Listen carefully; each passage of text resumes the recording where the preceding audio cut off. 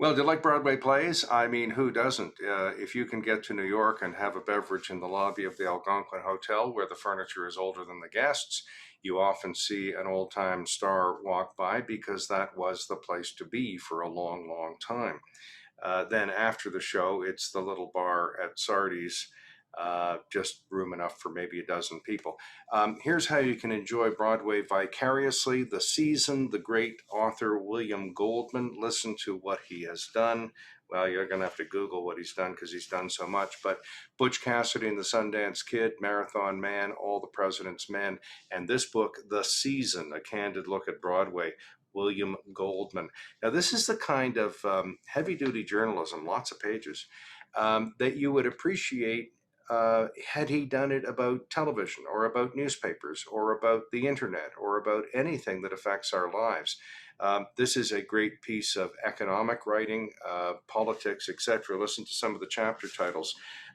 The Approvers, Producers, Jews, Homosexuals, Theater Party Ladies, Corruption in the Theater.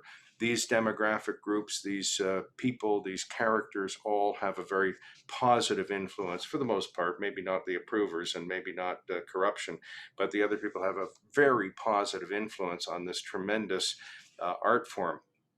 Now he's studying the season 67 to 68. Listen to what was there. The trial of Lee Harvey Oswald. Carl Reiner had written a play or a performance, Hair. And Hair started off Broadway, then went to Broadway, and that migration is an interesting story. Loot, the great Joe Orton play, which I ended up seeing in London. George M., of course, about Kohan.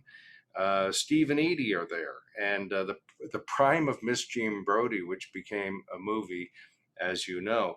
Now, when I mentioned Steve and Edie, I laughed because they were regulars on The Tonight Show, and some of these people are still well known 50 years later. Gore Vidal, Don Amici, whom was both an actor and an announcer with his brother Jim, Ingrid Bergman, Rosencrantz and Guildenstern Are Dead by Tom Stoppard, still going strong and still a great play. Judy Garland, Buddy Hackett, and Eddie Fisher. That's the 67-68 season. The economics of it, the culture, the players, and the corruption and intrigue. I mean, it really is great. And it applies, some of these principles apply to the plays that are put on in your town. Good reading.